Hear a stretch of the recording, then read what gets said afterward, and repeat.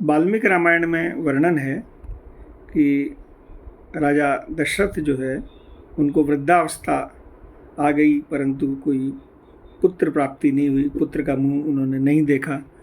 उनका राज्य कार्य में भी अब मन नहीं लगता था।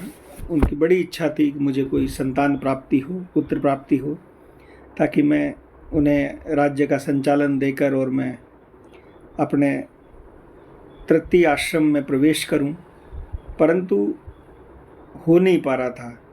तो उन्होंने मंत्रियों को और ब्राह्मणों को बुलाकर उनसे मंत्रणा की और मंत्रणा करके कहा कि मुझे पुत्रेष्टि यज्ञ करना है, तो इसके लिए मुझे बताओ, मुझे पुत्र प्राप्ति करनी है, क्या मुझे करना चाहिए।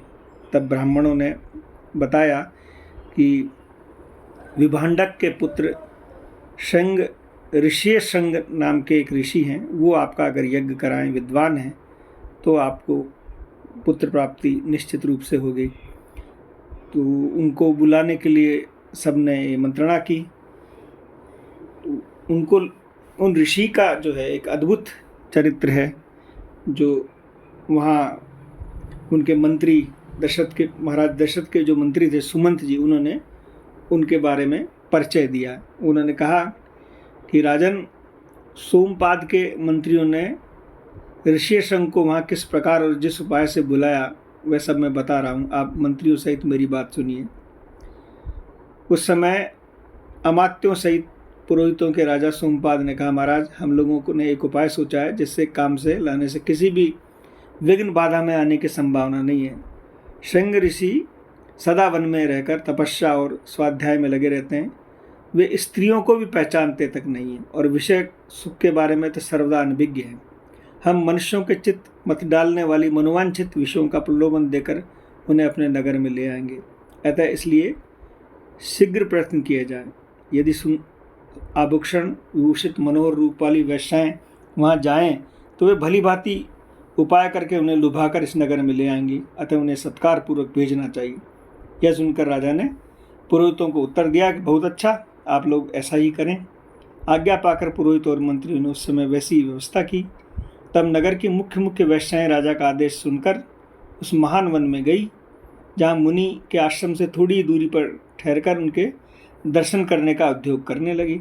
मुनि कुमार ऋषि शंग बड़े ही धीर स्वभाव के थे, सदा आश्रम में ही रहा करते थे। उन्हें सर्वदा अपने पिता के पास रहने से ही अधिक सुख मिलता था, अतः वे कभी आश्रम से बाहर निकलते ही नहीं थे। उन तपस्वी ऋषि को जन्म लेकर उस समय तक पहले कभी न तो कोई स्त्री देखी और न पिता के सिवा कोई दूसरा पुरुष देखा।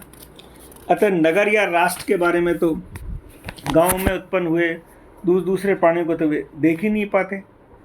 तदंतर एक दिन विभांडक कुमार ऋषि संग अकस्मात घूमते फिरते उस स्थान पर चले जहाँ ये वैश्याएँ ठहरी हुई थी। वहाँ उन्होंने सुंदर वनिताओं को देखा। उन प्रमदाओं का वेश बड़ा ही सुंदर और अद्भुत था। वो मीठे स्वर में गा रही थी। ऋषि कुमार ने आया देख सभी उनके पास चली आई और उनसे पूछने लगी, ब्राह्मण, आप कौन हैं, क्या करते हैं, तथा इस निर्जन वन में आश्रम में इतनी दूरी आकर अकेले क्यों विचर रहे हैं, यह हमें बताइए, हम लोग इस बात को जानना चाहती हैं। शंग ऋषि ने वन में कभी स्त्रियां का रूप देखा ही नहीं था, तो वे स्त्रियां तो अत्यंत कमनीय रूप से सुशोभित थी। अतः उन्हें देखकर उनके मन में स्नेह उत्पन्न हुआ, इसलिए उन्होंने अपने पिता का परिचय देने का विचार किया। वे बोले, मेरे पिता का नाम विभंडक मुनि है, मैं उनका औरस पुत्र हूँ। मेरा ऋषि संग नाम और तपस्या आदि कर्म इस भूमंडल में प्रसिद्ध है। यहाँ पास ही मेरा आश्रम है, आप लोग देखने में परम सुंदर हैं, अतः आप लोग दर्शन के लिए शुभकारक हैं। आप मेरे आश्रम चलें, वहाँ मैं आप सब लोगों की विधि पूर्वक पूजा करूँगा। ऋषि कुमार की ये बात सुनकर सब उनके सहमत हो गई और फिर वे सभी सुंदर स्त्रियाँ उनके आश्रम देखने के लिए वहाँ गई। वहाँ जाने पर ऋषि कुमार को यह अभय या पाद है या भोजन के लिए फल प्रस्तुत है, ऐसा कहते हुए उनका सबका विधिवत पूजन किया। ऋषि की पूजा स्वीकार करके सभी वहाँ से चली आई। उन्हें विभांडक मुनि का भय लग रहा था, इसलिए उन्होंने शीघ्र ही वहाँ से चले आने का विचार किया। तो वे बोली, ब्राह्मण, हमारे पास तो ये उत्तम उत्तम फल हैं, विप्रवर इन्हें ग्रहण कीजिए, आपका कल्याण हो। इन फलों को शीघ्र ही खा लीजिए, विलंब न कीजिए। ऐसा कहकर सबने हर्ष से भरकर ऋषि का आलिंगन किया और उन्हें खाने पीने योग्य भांति भांति के उत्तम पदार्थ तथा बहुत सी मिठाइयाँ दी। उनका रसास्वादन करके उस तेजस्वी ऋषि ने समझा कि ये भी फल हैं, क्योंकि उस दिन से पहले उन्होंने कभी वैसा पदार्थ खाया ही नहीं था। भला सदावन में रहने वाले लिए वैसी वस्तुएं स्वाद लेना अवसर ही कहाँ आता है। तत्पश्चात उनके पिता विभांडक मुनि के डर से डरी हुई ये स्त्रियां व्रत और अनुष्ठान की बात बताकर ब्राह्मण कुमार से पूछकर उसकी वहाँ किसी बहाने वहाँ से चली गई। उन सबके चले जाने के बाद कश्यप कुमार ब्राह्मण संग ऋषि मन ही मन व्याकुल हो उठे और उन बड़े दुख हुआ, इधर उधर टहलने लगे।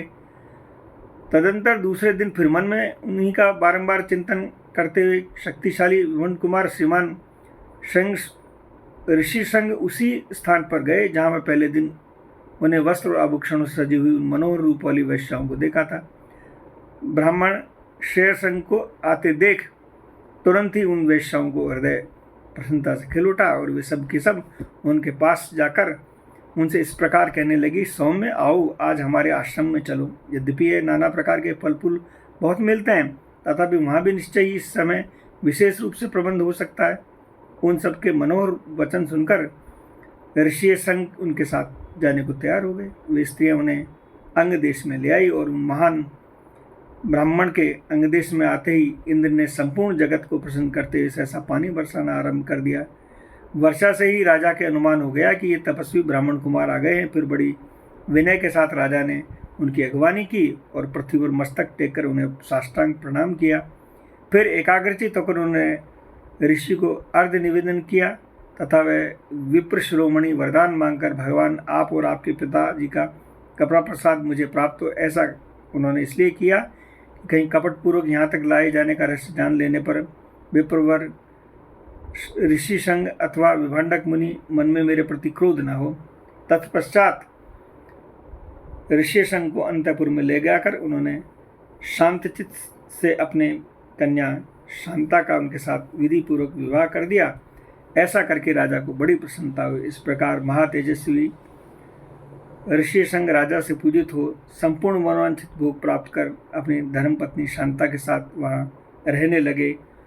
इसी तरह राजा दशरथ जो है वहाँ पे अंगराज देश गए और वहाँ से इन मुनि को करबद्ध प्रार्थना करके अपने यहाँ लाकर उनसे पुत्रष्टि यज्ञ कराया और भगवान राम सहित चारों भाइयों की प्राप्ति हुई।